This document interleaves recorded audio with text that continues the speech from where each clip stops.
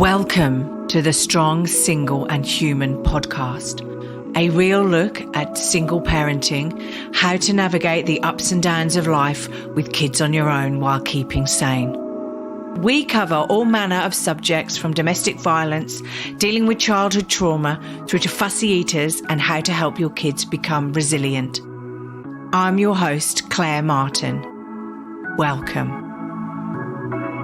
This week's guest, Kasey Edwards, spent over a decade climbing the corporate ladder as a management consultant until she woke up one morning and realised she didn't want to go to work ever again. This inspired her to write her first book, 30-something and Over It. After it became an international bestseller, she decided to continue writing. She has now published 7 books, and she mixes humour, irreverence, and credible research to write about issues such as parenting, work satisfaction, motherhood, IVF, body image, and the diet and beauty industries. She has also written columns for Daily Life and for other publications in Australia, the UK and the US, such as Huffington Post, The Age, the Herald Sun, the Sydney Morning Herald, Grazia, I hope I've said that right, The Guardian, the Telegraph, the Daily Mail, Girlfriend magazine, and The Best magazine. She was the most read columnist for Fairfax in 2017. She has a wide international reach with articles going viral such as When Your Mother Says You're Fat and a plea to fathers to take more photos of the mother of their children. Welcome, Kasey Edwards, to the podcast. Thank you for joining us today. Oh, thank you so much for having me on, Claire. It's a pleasure to talk to you. I can't wait to delve in to all of this raising girls malarkey. I cannot wait. Thank you so much because you're so busy. So thanks so much for giving us the time. So look, I've sort of gone into a little bit of blurby detail in the intro around like who you are, etc. But look, tell us a little bit more about yourself and how you got to write books about raising girls and helping parents. Yeah, okay. Well, so I'm a writer and a researcher, and so is my husband, Dr. Christopher Scanlon. And we also are the parents of girls. We've got 2 daughters, Violet, who is now 13, and Ivy, who's 8. And when Violet was first born, Chris and I were horrified that we were given such responsibility, and we felt so unprepared to raise a child. Like most parents, it's like, who would trust us, right? We had no idea what we were doing. And so I really thought about what I wanted for my girl. And I couldn't get past the fact that I wanted her to grow up liking herself more than I did when I was growing up. And, I carried that through, into my adult life, this feeling of never, ever being good enough. And I didn't know how to achieve that. How was I going to achieve that goal? So given that we're researchers and journalists, we really had the very rare privilege of being able to ring up anyone in the world and they'd talk to us. So we did. So it was a 10-year journey. Wow. And I wrote columns for The Age and the Sydney Morning Herald about girls as I was learning myself. And then one day we were at a party and Chris and I were both talking about our latest research about something. And a friend said, I don't care about that. Will you just tell me what I have to do? And we said, sure. Yeah, that's a great idea. So that's what we did. We wanted to create a book that was really practical. So every single thing in the book we have implemented in our own busy, imperfect family, because that's another thing that I found about parenting books. A lot of them just made me feel really bad because the standard was so high. It was like, I can't possibly do that. And if that's what's required to be a good parent, then I've already failed. So we wanted evidence-based strategies that you can actually do.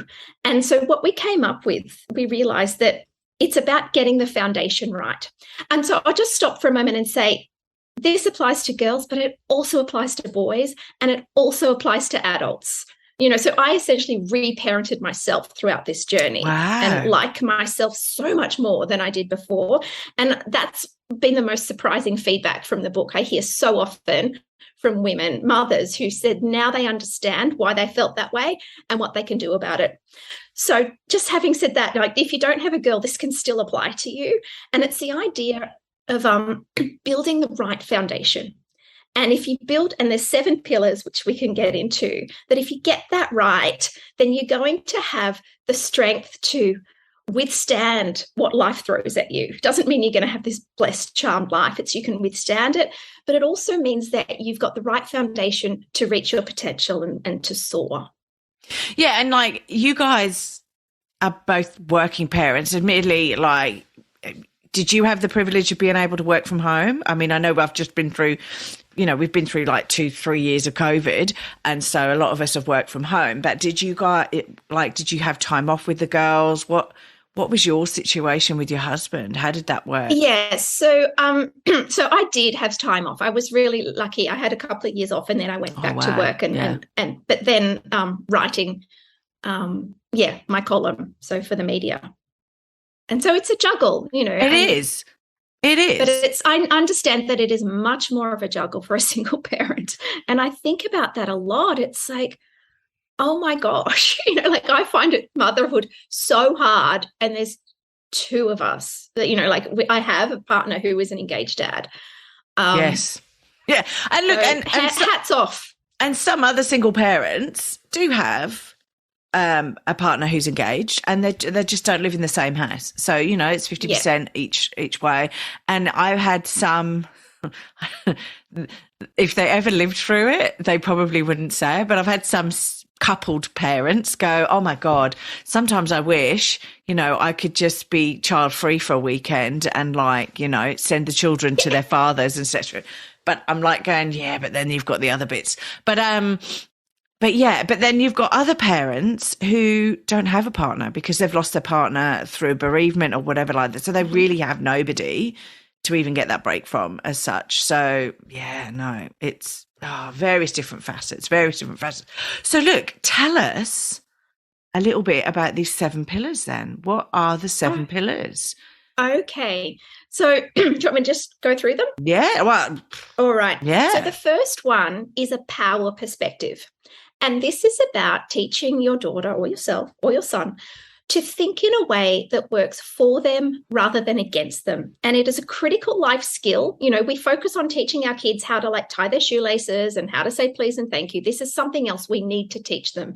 And the idea is that no matter what happens in life, you get to choose your perspective.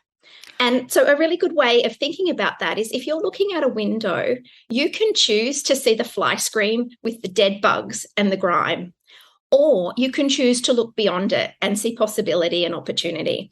And just an example, a real world example that happened in our family was Violet, our oldest daughter. So she had been to her birthday party and she'd brought all her presents home and she was unwrapping them, and Ivy, her little sister, was helping as little sisters do, and she broke one of the presents. And so, of course, Violet was very upset, and there was tears, and you can imagine. Oh, yeah. And so we empathized with Violet that, yes, this was very upsetting, but she could not change the fact that the toy was broken. What she could change was her perspective. And so we said to her, you can focus on that broken toy if you want, and you can feel sad and miserable for the rest of the day. Or you can choose to accept the reality of what's happened and focus on all the other good things that happened today. Your party, all the people who love you, who came to celebrate with you, all your other toys, and you can choose to feel good for the rest of the day. And it's so simple, and it's not denying reality. No. It's just empowering yourself to think in a way that works for you. And another part of the power perspective is the idea that you get to decide if you are okay.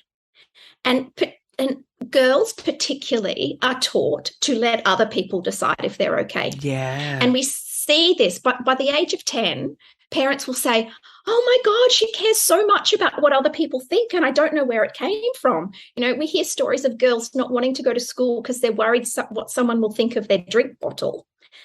And in many ways, we have actually been preparing them to be that insecure. Oh, wow. So I'll have just we? give you, so I'll give you an example. Yeah, go for it. So again, like we did this too, right? So this is not a criticism. This is just the way society works, right? Every time we've been brought up a certain way, though, haven't we? And this is the thing. So it's hard for us as parents to break the way that we've been brought up ourselves, right? So it's actually being conscious of how you parent and actually understanding and taking a step back and going, oh, hang on a minute. Am I actually doing X, Y, and Z, which will mean that age 10, 13 or whatever, we're going to get them into a situation. And then and changing that and reframing stuff in your head as a parent. Absolutely. Because the reality is, if we want a different outcome for our girls, we have to do things differently, right? And so, for example, every time we tell a girl that she can't wear a certain thing or look a certain way, we are telling her that our opinion about her matters more than her own. And as a parent, when she's little, you might not think that's a big deal because, you have her best interests at heart. But as she gets older, she's going to be surrounded by people who don't. And if she has learned that other people get to decide what she looks like and if she's okay, do we want her to defer to the boyfriend or the advertising industry? So we need to teach them now, when we are the most influential voice in their lives, that they get to decide if they're okay and what they look like. And another thing that we do when our children come to us seeking praise and we give it freely, essentially they are letting us decide if their painting is good enough, if their cartwheel is good enough, etc. And just a really quick thing that you can do that takes no more time is say, it's your painting, it's your work, so your opinion matters most. I'm really interested to know what you think about that. Wow. And that's just, we call it flipping praise. Yeah. And that's such a change. Thousands of times in a child's life, thousands, they're going to come to you seeking praise. And that's thousands of little micro moments where you get to say to them, you get to decide if you're okay. It's your work. What do you think? And if they like it, you say, that's great. You should be really proud of yourself. If they don't like it, we'll say, well, what do you think you might do differently next time? Yeah. Wow, that's so awesome. That's such a simple phrase. Yeah. Yeah. It's very powerful. And so if you've got a little kid, and even big kids, it works with adults too, because it makes so much sense, is when they come to you and say, Johnny said I'm a baby because I took my doll to kinder. Say to them, if Johnny said you were a giraffe, would that make you a giraffe? And even a 2-year-old knows they're not a giraffe, right? And then you say to them, you get to decide who you are.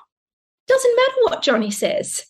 And you just lay that foundation. So then when they're 15 and some kid says they're something and they go, well, I'm not a giraffe. Do you know what? They don't need to get to 15. My son's 7 now. And last year when he was 6, he was like, oh, I've been called, he was called gay. And he said, I think I'm gay, Mummy. And I said, do you know what that is? So do you know what that means? And he didn't really know what it means, but so I explained to him, and like you said, it's well, if you are, that's okay. It's not a bad thing. Why are they saying it's a bad thing? So no, exactly. No, it's right. They get to decide. No, I think that's awesome. I think we need to do a lot more of that. But we need to also be educating the kids who are saying, oh, you're not X because that's not good either. Wow. So that's really, that's power pillar. That's power pillar number 1. But that's really powerful though, because, and I had never thought about flipping the praise around, because you always want to make your child feel good, and you want to go, wow, that's really well done. You've worked really hard at that. But yeah. What do you think of it? Are you proud of it? Yeah. And so some parents say, oh, but my child doesn't like it when I say that to them because they want the praise. And it's of course they do. But what is our job as parents? Our job is not to make them feel great in that moment, every moment. Our job is to prepare them to live in a life without us, to be so independent and so stable they don't need us. And so by building up their own sense of self, that is a far greater gift than the sugar hit of telling them that they're awesome in that moment. Because there's going to be people out there who don't tell them they're awesome. There's going to be people who, and they're going to go, what is wrong with this person, you know? And you're going to go, well, actually, this is normal life, okay? Yeah. And yeah, when they get their first job and they take their, report to their boss and their boss doesn't do a happy dance and tell them how good they are, they're going to really struggle, aren't they? No, I agree. Yeah, wow. So what's pillar number 2 then? Oh, my gosh. Pillar number 2 is body confidence. This is important. And so this is the idea. It is. It's really important. I think whether or not a girl feels comfortable in her body image can actually change every aspect of her life. It affects her relationship, her academic performance. It affects her future finances. It is such a big deal. And the world is set up to teach girls to hate their bodies. And a lot of the advice that parents are given actually makes it worse. So when we were researching this book, I went to see one of the leading experts in raising girls in the country. And he told the audience that we need to tell our girls more how beautiful they are. Now, the problem with that advice is that no girl in today's society is beautiful enough. Doesn't matter who you are, right? The standard of beauty is so high that you're never going to reach it. But if we are always banging on about how beautiful our girls are, they're going to grow up thinking that it is the most important thing about them, that is how their value is determined in the world. So we are setting them up to fail at the thing that we told them is most important. So real body confidence is not believing that you're beautiful against all odds. Body confidence is not caring that much whether or not you are beautiful. About all the things in your life that define you, beauty is just really low down on the list. And the way that we do that is to stop talking about girls' appearance, stop talking about their beauty. And this is really hard to do because, again, society, we are conditioned to see a little girl and go, oh, you're so cute. Look at the bows on your shoes. Look at your hair. Like, it's really hard not to do that, right? Because little girls are cute and beautiful. So, of course, we want to say it. But it is far better to say to a girl, what do you think about that? Or, what do you want to do? We don't talk to boys only about their beauty, right? So it is possible with a shift in our mindset, we can do the same to girls. And so they can grow up thinking that the world cares more about what they think and what they do rather than just treating them like dolls. Yeah, yes. And you're right. We don't talk to boys that way. Although, I think it's becoming a little bit more with the models out there and things like that. I think it's, from the 80s, 90s and onwards, I think it's becoming more prevalent with the boys. There's more males nowadays with eating disorders and things like that because of this plastic, and I say plastic, unrealistic image, because most people who we see online are either photoshopped or had surgery or whatever. Life isn't like that, right? We get lines, we look old, we grow chubby or whatever, right? Because that's how our metabolism goes, is to keep us warm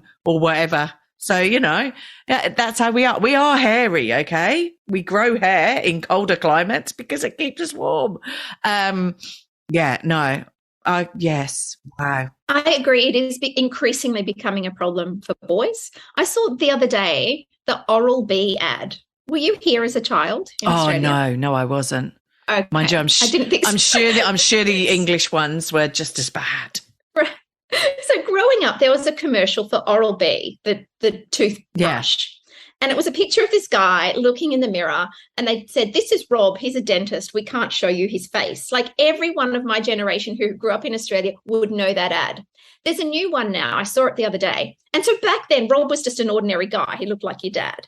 Now, Rob, the dentist, is fully built. He's got ripples of muscle down his back. And it's like, oh, wow. So even dentists need to have big muscles to be valuable and acceptable. So boys are seeing that.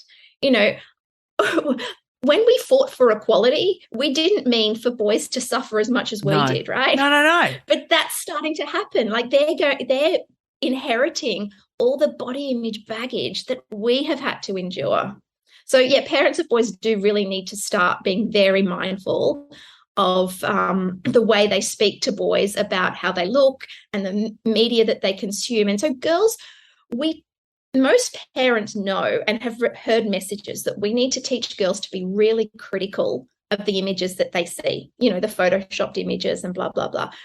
Parents of boys need to start doing that as well. Yeah, exactly. But it's interesting what you say about the fact that we want to tell our girls that they're beautiful and stuff like that. But actually, that is wrong, because what about if somebody out there in the real world doesn't tell them they're beautiful, doesn't actually say X, Y? We're going back to this pillar one, which is the power situation. Exactly. And so they're going, well, what's wrong with me if people aren't calling me beautiful? If they were called beautiful all the time by their dads, by their mums, by whatever, and then they go into the real world and they're just classed as, they're just them, right? That's all I'm going to say. I don't even want to say a word that actually would incriminate me as such, but they're just who they are, right? Because beauty is something that someone else bestows upon you. Someone else has the power to grant you beauty, which means they also have the power to take it away. And we see that. You look at the internet trolls. When they troll women, what do they go for first? You're not beautiful, you're not hot, you're not desirable. You're fat, you're this, and I'm like, exactly. Well, they try to take our beauty away. Whereas if you don't care about it, then you don't have to wait for someone to give it to you or to take it away. You build your sense of self on a firmer foundation than other people's perceptions of your beauty. But we also have to understand, right? And I know it's a little bit different with bullying within schools and stuff like that, because 9 times out of 10 the people who are being bullied online are actually being bullied by people they know, right?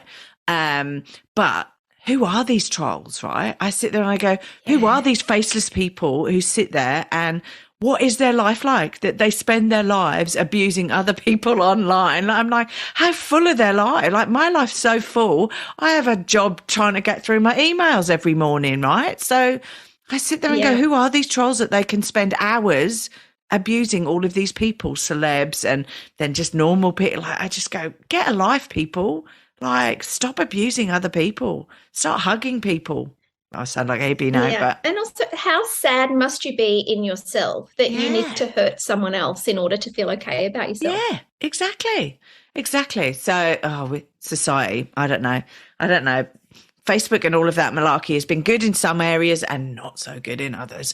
Wow. Okay. So they are two really powerful pillars, right? And also you've just turned everything as such on its head, because what you're saying is, oh no, don't do X. You really need to do Y, which is great. Yes. And so what we talk about in our book is that to raise a girl who likes herself, you actually need courage, because you are breaking the script that you have been following your whole life. No, sorry, carry on. And also the people around you expect it too. It's really hard when grandma comes in and talks about whether or not your daughter's gained weight or not. And I actually had to say to my mum, it was a very difficult conversation, because, of that generation, they interact with the world based on who's lost weight, gained weight, looks their age, doesn't look their age. And I've said, do not talk about the appearance of bodies, anybody's body, in front of my girls. And my mum goes, oh, but when I compliment someone for losing weight, it's the greatest compliment. No, it's not. It's like, no, it's not. Basically, you're putting someone on notice to say that you're policing them. And I don't want my girls to think that it is normal to critique a woman's body. And so these are really hard conversations that people have to have. And if you want to protect your daughter's body image, you have to protect her, particularly from grandparents. Grandparents are so influential when it comes to girls' body image. But the flip side of that is that they can be really protective. If you've got grandma and grandpa who take your daughter out, or your son, and they do things because they're just interested in your kid and love their grandchild without caring about what they look like, then they are helping to build that child's sense of self-worth. Yeah, another one that's really popular with boys is, don't scream like a girl, or don't, only girls cry, or, don't be a big sissy or whatever, right? And you just go, hello? No, screaming like a girl. Like, I've had some boys scream, right? And it's been horrendous, right? So it's not about sex or anything like that, and girls and boys, like, so to me, that's, Just on that with boys. So our next book is bringing up boys who like themselves. So my head is fully in that research at the moment. But just the idea of telling a boy, not to play like a girl, scream like a girl or whatever, it's clearly not good for girls, right? For them to be so derogatory to girls. But it is really, really bad for boys. And the reason it is so bad for the boys is that half the world is female. And if your son is going to grow up being able to interact with a female boss, go to a female doctor, have a meaningful relationship with a woman, if he's heterosexual, he has to be able to see her as an equal. And every time we degrade women, we are teaching the boys that the worst thing you could possibly be is a girl. And then we've got this loneliness crisis in men who have no connection, and even the ones who are married. And it's like, well, if you can't respect your partner as an equal, you can't have a meaningful connection. So no wonder you're lonely. So we're really setting up our boys to fail by teaching them that the worst thing in the world to be is a girl. Yeah, I agree. And through one of sounding like an old farty, right, that I still feel as though a lot of the bars, and it amazed me that we had an art exhibition by a photographer that basically took pictures at a FIFO bar in Northern Territories or wherever, that was basically women dressed in their underwear, basically serving people in a bar, right?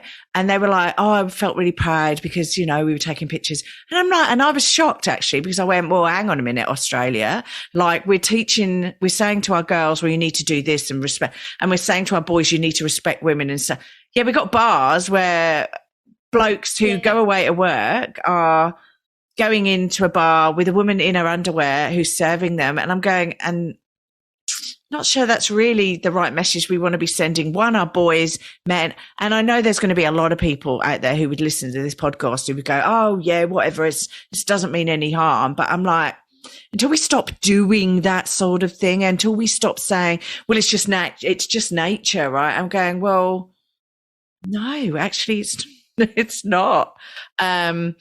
And it's sold to women as if it's empowering. Yeah. And you think, well, why don't men have to take their clothes off to prove they've got self-worth and are empowered? Yeah. Like I'm trying to think, I'm trying to think of a female environment where I'd go, right, well, I'm going to set up a male bar exactly the same, right, where females go in. And I mean, Jesus Christ, the men who would have to work there would have to be like Teflon, right? Because I'm sure, it would just be busy as, right? But what would the men say about that? There would be uproar. Yeah. And I think we need to start looking at people as human beings, not as in hims and hers and thems and theirs and like, yeah. Anyway, we digress. We've went down a rabbit hole, but but I do see it. I mean, look, it's in every country in the world. So it's not just in Australia, but I see that it's more socially, I feel that it's more socially acceptable here that we can have those sort of things. And to have an art exhibition with it, I was like, okay, but like celebrate the female body, but not in a dingy bar in Northern Territories or wherever it was. It might have been in Queensland. I don't want to sort of slate the Northern Territories, but it was somewhere and I can't remember the name of the bar even. So that helps.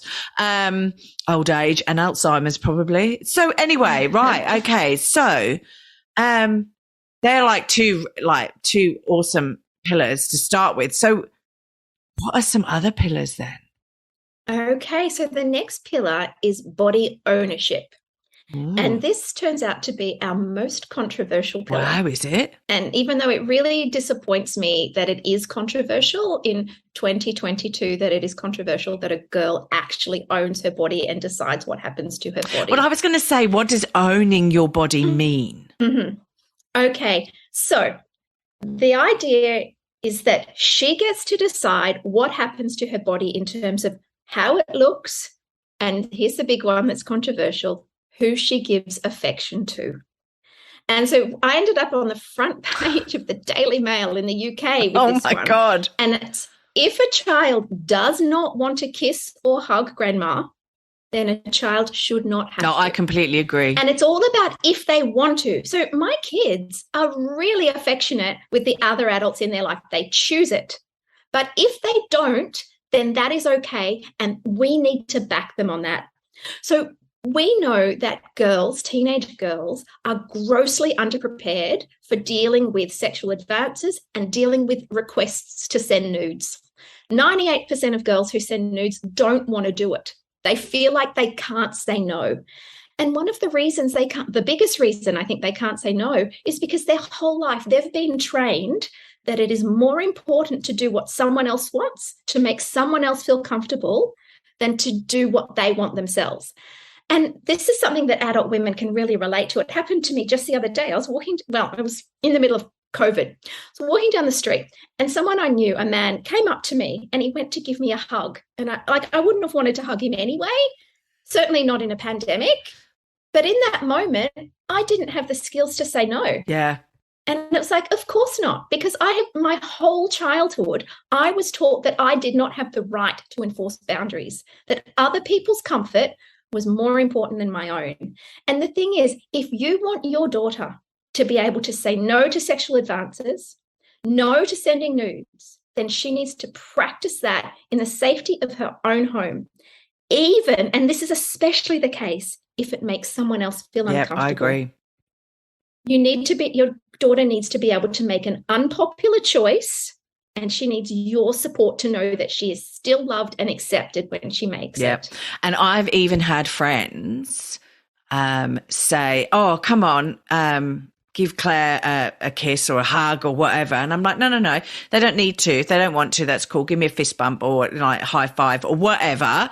But like, because you can see the child going, I don't want to do that. And that's fine by me. I'm not going to take offense. Like, hello. So I'm like, fine. I can remember when I was a kid going, oh, I don't really want to do that. And like, yeah, you still, and you had to. And you're right. It's about, even now, right, at my age, right, there are times I go, oh, I don't feel comfortable, but I sort of go, I don't want to make that person feel bad, right?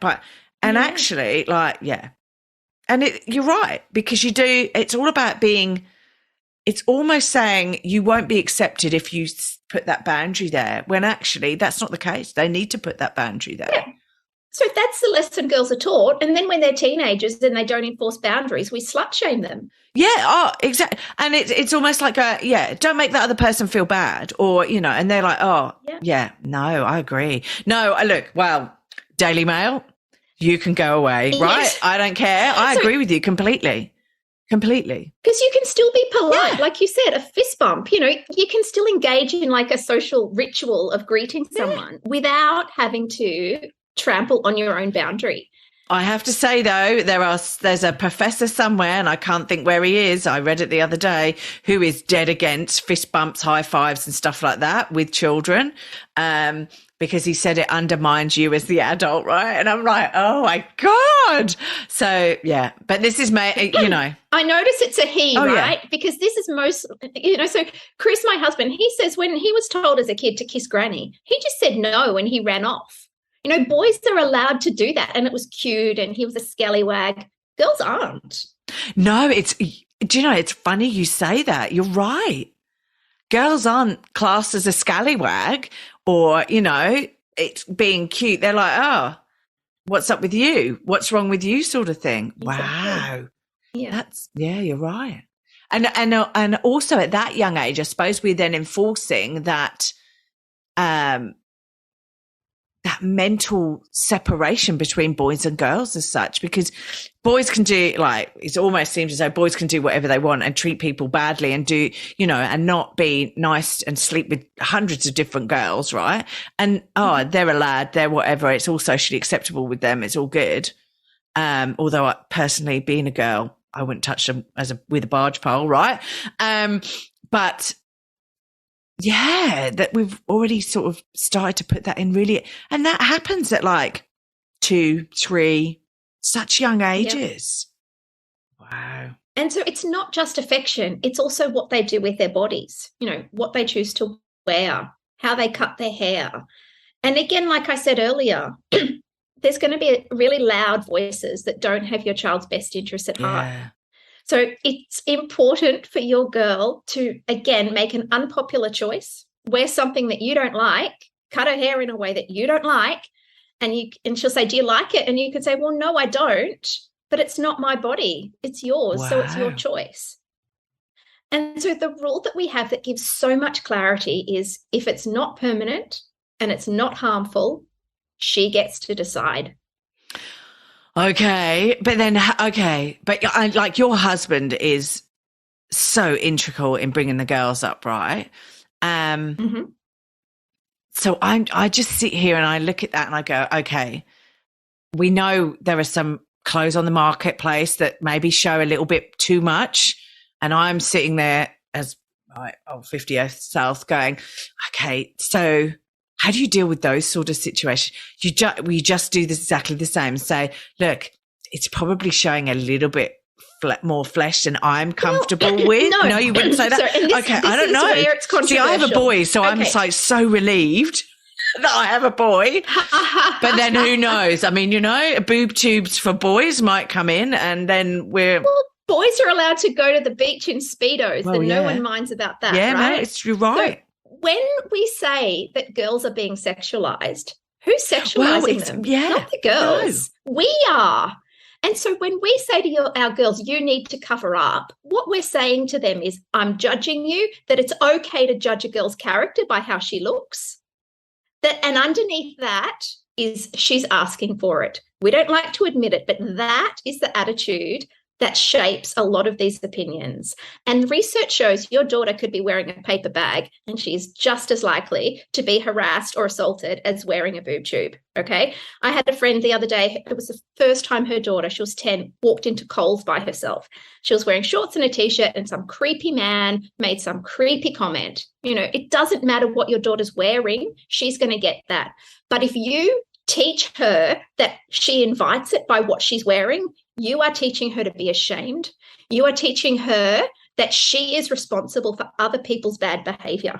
And you're right. I mean, you're completely right, because it is a choice. At the end of the day, these people who are creepy or make the choice to do what they do, right? That's their choice. It's not your... Yeah. And your daughter can't stop that. And the other thing is your daughter can walk into a room of 100 people and and there's going to be 100 different judgments of what she looks like, right? Some people will think it's fine. Other people will think it's too much or whatever. She cannot please 100 people, right? So you can't set her up to think that she has to. But she has to please herself. My view also is, and I know there's a few people on the socials who are supporting all of this, but my view also is us women are the worst critics of ourselves, and we have to stop doing this. We have to stop. If we don't feel great about ourselves, it's us not feeling great about ourselves. But don't shame somebody else because of what they're wearing and what's going on with them.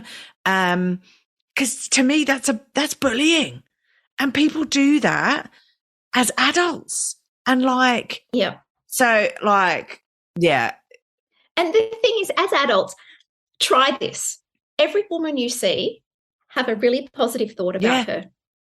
In your head, have a compliment about how she looks, who she is, and whatever. And if you start putting that out, you will start feeling better about yourself as well, because you'll be training yourself to not be judgmental. Because when we judge other people, we are training ourselves to judge ourselves as well. Yeah, I completely agree. And there's teachers online that are wearing, they're teachers in their 20s that are wearing just what anyone in their 20s would be wearing. And they're getting told, no, you can't be wearing that as a teacher. And I'm going, well, what is that teaching boys and girls and all of that malarkey about what you can and can't wear? That's just, you're right. You're right.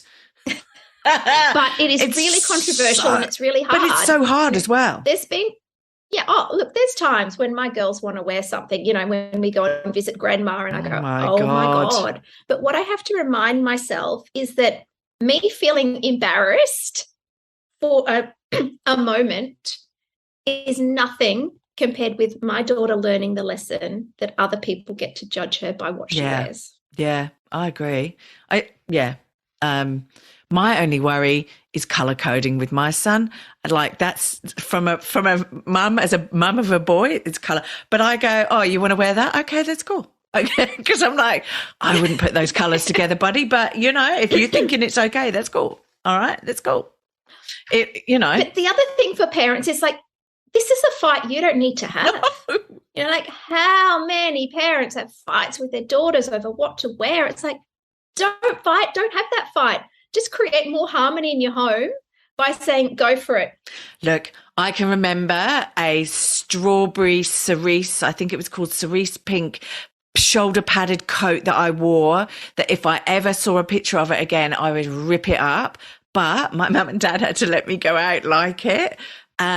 It's horrendous. And it was all fluffy and weird, like, oh, it's horrendous, right? And I look at it and go, oh my God, what was I wearing that for? But they never, I can't think that they ever told me you're not wearing that, which hats off to my mum and dad for doing that. But there was loads of other people who did. So yeah. Wow, we're only up to pillar number 3 and there's another 4 to go. But this is really this is really interesting. And I think it's really, really important. And this is why I wanted desperately to get you on, because because it's really important to start to turn on its head and have these discussions, because the socials are just, I think, destroying our children's confidence, dictating what they do. It's just horrendous. And we need to start building our kids up and helping them. So my view on social media, again, is a little bit controversial. I don't believe that the problems we are seeing with girls are caused by social media. Okay. And I think and we need to be really careful, because every time I talk about raising girls, people go, oh, mobile phones, Instagram. And they think that if we just get rid of those, girls will be fine. No. But I have interviewed girls who are 6 and they're wanting to slice off rolls of skin off their stomach. So these problems that girls are having start way before they get to social media. I think social media is a magnifying glass that magnifies problems that already exist.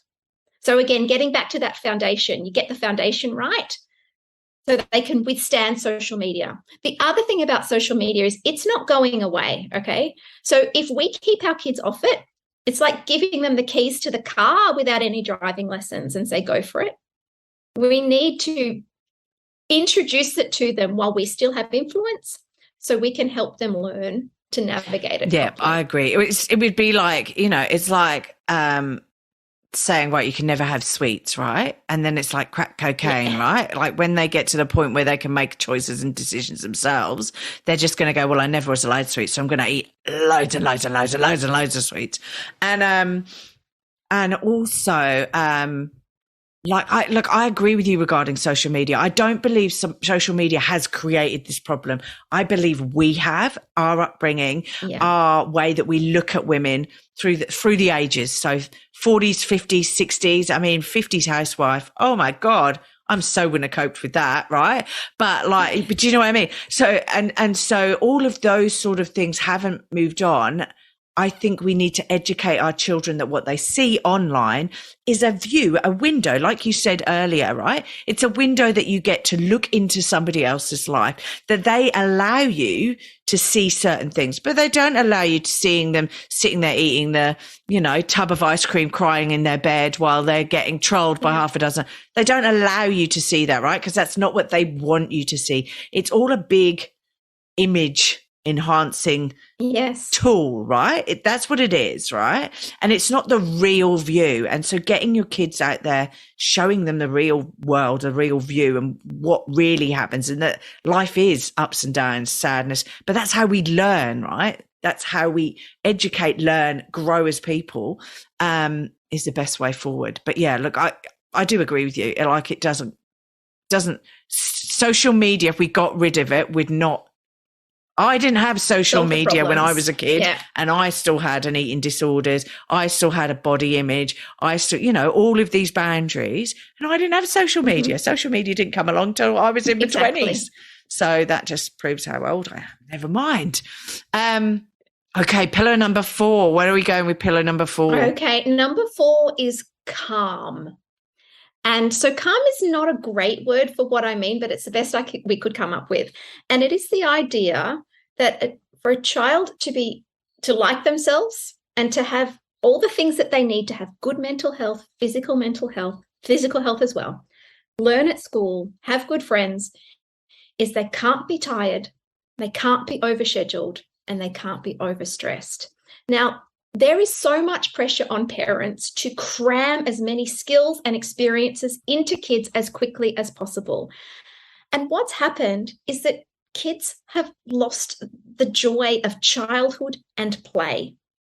So when your child plays freely, I would argue they are learning so much more than they are at piano lessons. Like, it's great that your kid can play a concerto, but what your kid's not learning is how to navigate relationships with friends when adults aren't there. So many kids have no time that isn't adult-led. They're not learning how to explore who they are and what they like and don't like without being ranked and measured. They're not learning how to be creative and to daydream. They're not resting their brain. So if you want your child to learn at school tomorrow, what he or she needs to do is play tonight. Because when your child gets into flow, it's like resetting the brain. Like when you've got too many apps open on your phone. So that's like when your kid's overscheduled. You have to restart your phone. That's what play does to your child's brain. The other thing is we know that what is absolutely critical for mental health is having a sense of control over your life. Children have very little control over their lives anyway. But traditionally, where they did have control was through play. If you take away play, you take away all their control over how they spend their time, and that is a disaster for their mental health.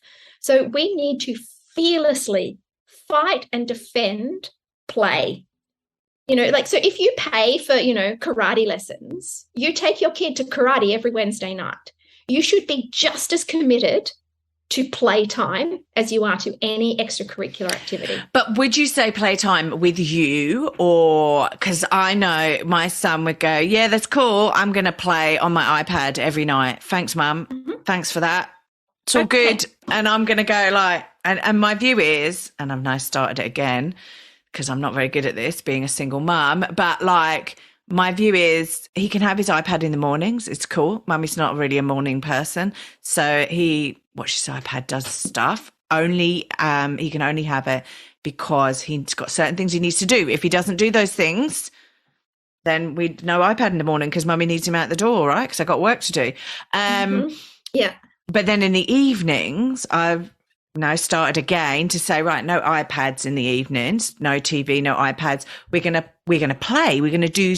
I want to spend time with him, and I don't get that much time with him in the week, right? Because I work. So it's about having dinner together, and it's about playing a game, doing Lego, whatever. We're writing down some of it might be we're going to draw together while watching a YouTube video that teaches us to draw some weirdy character, right? But is that what you're meaning? Playing together with them, or with you, with themselves, and with other friends? So the definition of play is that it is child-led. They get to decide what they're doing, how they're spending their time. They're controlling the game. And there is no objective except for play. Kicking a ball around in the backyard is play. Going to soccer training is not play. Singing into a microphone in your bedroom is play. Going to a singing lesson is not play. And so play can happen online. All the good stuff that comes from play can happen in Roblox and Minecraft. And if your child really loves playing games, then play the game with your kid. Yeah. I do Minecraft, but we do argue. Right. Because I'm not doing it right. Those games are fantastic. And so there's new research that just came out just a couple of months ago from the UK that looked at the benefits of play. And so excluding, exercise and fresh air and things like that obviously are good for outside, all the other benefits, cognitive benefits and social benefits your child can get by playing with a friend or you in an online game where they are creative and they control the play. So take the pressure off. If your child is playing with his or her friend on Minecraft and they're chatting away, that is play. That is good parenting. Okay, fine. And we won't tell my son that, though. But particularly with boys, what our research is showing is that when boys are playing, they are able to communicate and connect at a deeper level. I completely agree with you there, completely. If I need to get any information out of my son regarding how his day's been, is there anything worrying him or anything like that, then I have to play with him because I can't question him. There's no way. He clamps down. But but are girls different then? So boys play, some of them are. Girls. Some of them are, but I use that too with my girls. I'll bring the tub of Lego out, I'll put it on the floor and they'll build, and my job will be to find the yellow pieces or whatever. And that's when their brain is really receptive and they chat away and it's a non-threatening environment. I suppose. But also for kids. I suppose when you see these police interview sort of situations, that's why the kids are playing with toys, because they can glean information. Yeah. All these movies that I've watched. But anyway, yeah. Wow. But so my advice about online, so there are good reasons why parents should be scared of some of the things that happen online. But treat the online world like the real world. You wouldn't drop your kid at a shopping centre at age 6 and say, I'll pick you up in 2 hours, right? You bit by bit prepare them for the independence of it. You start holding their hand and then maybe they go into a shop and you wait outside and whatever. It's the same with online. Like if you know what they're doing, like our kids play online, but they have to do it in the lounge room so we can hear what's going on. Or we'll get in and play with them and understand their world. And then that's a really positive experience. And I think it's really important what you say there. It's about getting in there and understanding their world, right? Because me, I'm a really old mum, right? So, but I still like to get in there. I'm in IT and I have been in IT. My day job is IT. So that sort of stuff doesn't scare me. But it's about getting in there. I've played Avengers on the PS4 and I'm not very good at it. And he tells all his mates, Mum is rubbish at this, right? But I don't care, right? Because I'm getting in there. I'm understanding it. I'm connecting with him. I ask him to help me. So I'm like, buddy, can you help me here? Because I can't get over this bridge or whatever it is that I'm smashing. He does get frustrated if I am Hulk though, and I smash him because I don't know what buttons I'm pressing. But it's good because you get that, you're building that relationship with them. And I think that's more important, is building a relationship with them and going from there. So yeah, no, definitely. So look, so what was that? That was 4, right? That was number 4. Wow, yep. Okay. Number 5 is mastery and independence. And so our generation of parents, they were told that the way you build a child's self-esteem is by telling them over and over again that they're awesome, and then one day they'll magically believe it. And you see that in the playground, it casts a long shadow. It's amazing how much unearned praise is going on in a playground, right? But the thing about self-esteem is you can't give it to a child. Self-esteem blooms from within. And it blooms from mastery and independence. It's not from you telling them that they're awesome. It's them doing things that makes them feel awesome, makes them feel comfortable. And that they can do life. And a really good example of this is riding a bike. It's such a monumental moment in a child's life. And one of the reasons for that is they have to do it alone. You cannot ride your child's bike for them. And it comes after a period of struggle. They fail, they fall off, they have to persist, and then they succeed. And that is what self-esteem is made from. And so I used to see it with my oldest daughter. she'd be in the playground, and I would be one of those parents who, I didn't want my little girl to be upset or to struggle. So I would rush over and I'd lift her up onto the playground to keep her happy. And I trained her to be helpless. It got to a point where she'd stand at the bottom of a climbing frame and she'd put her arms up and look at me. It's like, wow, I did that. I taught her that she can't do this herself. And then when Ivy came along, we'd done a lot more research for the book. So we understood all of this. We were also busier and less helicoptery, second child. And Ivy had to navigate her own playground goals. And I remember one day it was a real struggle for her to climb on this particular slide. And she got to the top. And the look of pride and satisfaction on her face was priceless. It's like, that is what we live for. And that is what I denied Violet for all those years by rushing in to rescue her. Mastery is the key to self-esteem, and the road to mastery is paved with struggle and frustration. We have to be brave enough to let our kids struggle. Yeah, look, I agree with you, and I'm like how you were with your first child. It's like Oscar's my only child, so there are times where I go, I've made this monster. I have created a monster, right? Because you're right. He just goes, shoes, put my shoes on, Mum. And I'm like, put your own shoes on, buddy. And tying laces is just horrendous. And it's mainly because Mummy got frustrated because he was tying his laces and I needed him to go to school quickly. Stuff. Yeah, look, I mean, there's all times like that where you don't have a spare. There are, but do you know what? And I need him to practice at the weekends. I've sat there this morning. It was funny you should say that, because I sat there this morning and went, I've so got to get him to do that, because it's terrible. He can't do up anything at the moment. So it's got about Velcro, and I'm like, nah, we're changing this. This month we're changing it. But look, I agree with you. They need to struggle. Yeah, no. Yeah. And they need to struggle in things that they can then succeed at, right? So resilience is not just chucking your kids in the deep end and letting them drown. Giving them things that are too much for them is traumatic.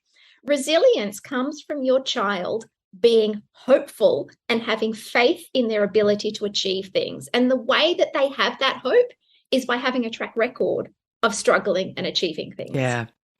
So you give them tasks that they can achieve at with time and talk them through the strategy. So you coach them from the sidelines.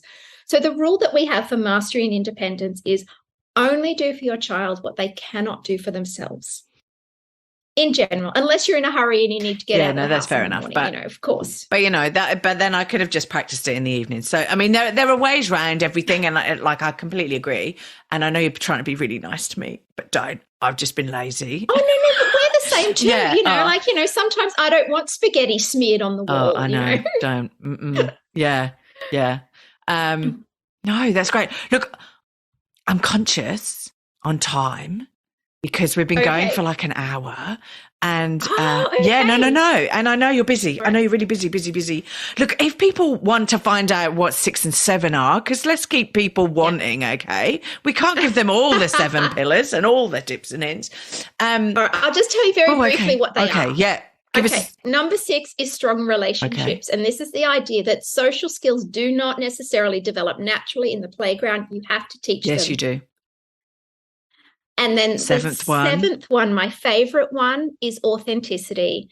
If you want your girl to like herself, she has to grow up into the best version of the person she chooses, not the person you choose for her, no matter how well intended. And that, to me, there are things that my son does that I go, oh my God, but I go, no, take a breath, take a step back. He is his own person, right? And he is not, I don't own him. He's not like, I've not given birth to him and then gone, right, well, you're my possession, right? He is not my possession and my thing to mold, right? He's there to mold himself, right? I'm just there to help him to stay alive and to try and get the right values and behaviors. No, I completely agree with you. And it's always constantly in my head. I want him to be happy in who he is and not try and be something that he thinks I want him to be, which I think is so important. And there's so many people I know that have had a problem like, oh, I'm a lawyer because my parents wanted me to be a lawyer, or I'm a doctor because of X, or, oh, I couldn't come out to my parents. I'm gay, but I had to, hide it from them. And it was so, all of these things, I just go, no, just let your kids be who they want to be and just be like, hug them. The biggest gift we can give our children is something that is free, and we can give it to them right now. And it is to love and accept them for the person that they are in this moment. They don't have to win a race or pass a test or whatever. They are already good enough in this moment. There's a 1 in 4 billion chance of any of us being born, right? We are miracles, all of us. Okay, we just have different skills and different miracle stuff that's going on. No, look, thank you. Look, if people want to find out a little bit more about you guys, you and your husband, or like get these books, these bestsellers that have gone crazy all over the world. Are they all on the normal platforms? Yeah, so you can get them. So there's a hard copy book, there's an ebook and an audiobook. Right. And so you can get them from all bookstores, or you can come directly to us at our website, raisinggirlswholikethemselves.com. And I'll also give you a link to a body image family health checklist. Wow. And so you can put that in your show notes if you want, and you can download this checklist. And it's just something to run through to see what's going on in your family. Are you behaving in ways that build your child's body image, or maybe corrodes it a little bit? Because the thing is, we can't control what happens in the outside world, but what we can do is make our home a safe haven, so your child knows that as soon as they walk through that door, they are going to be loved and accepted for who they are, and their body image is going to be nurtured and protected. Yes. No, that's fine. Send it through and I will pop it in the actual in the podcast notes. That's awesome. And I have one final question for you.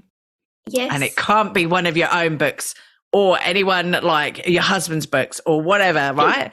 Okay. But what book would you recommend to my audience, and why? Fiction or non-fiction, doesn't really matter. Okay. So the book that I'm loving at the moment from a parenting perspective is No Drama Discipline. Ooh. So it's written by the authors Daniel Siegel and Tanya Payne, who wrote The Whole Brain Child. Yes. And that book's huge and everyone knows about it. But their other book, No Drama Discipline, hasn't taken off, but it is brilliant. Wow. It is the idea that instead of punishing your child, you use that moment to build their character. And I think it's really powerful because, again, like, discipline is something that happens every single day in your family.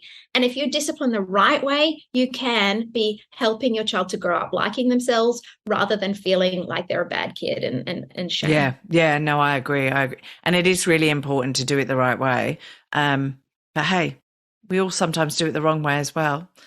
Oh yeah. Absolutely. Yeah. But then part of that is we model apologizing.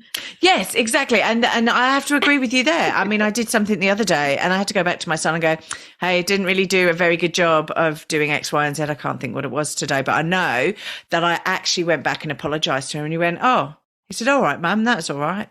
And it's just very bizarre. But you're right. You've got to teach them to be strong enough to apologize as well. Because some people, namely my dad, has never apologized to a person in his life, whether he wanted to or not, so it's, you got to take the bigger road as well. But hey ho, let's hope he's not. I know my mum listens to this, but I don't think my dad does. So that's okay. That's good. I'm sure she'll tell him. No, look, thank you. Thank you so much, Kasey, for coming on and just speaking to us. It's great. Thank you. Speaking to me, speaking to the listeners. It's brilliant. I really appreciate it. I've been trying to get you on for the last, 8 months or whatever. So I thank you so much for giving us your time today. It's my pleasure. I'm so happy to share this research with the world because it's not mine, it's all out there, and I just want to be the mouthpiece because it is all evidence-based and it really works. Well, we need people like you to go out and do the research because there's people like me who just need you to tell us what it is all about because there is so much research out there. Thanks for listening. If you've enjoyed this podcast and you would like to hear more, please hit subscribe wherever you like to hear podcasts. If you would like to support us further, share this episode with your friends and family. And finally, drop us a review on iTunes, as I'd love to hear your thoughts, comments and ideas. It all helps me to understand and produce awesome content you want to hear just like this. If you want to check out our past episodes, write to us, appear on the podcast, or for links, resources and show notes, go to our website www.strongsingleandhuman.com. We are also on all the usual social media platforms, Insta, Facey and Twitter. I hope you have a wonderful week, and I hope to see you back here again soon. Be kind to yourself, and remember, no one is perfect. We're all just putting one foot in front of the other and doing our best. I'm Claire Martin, and you've been listening to the Strong, Single and Human podcast.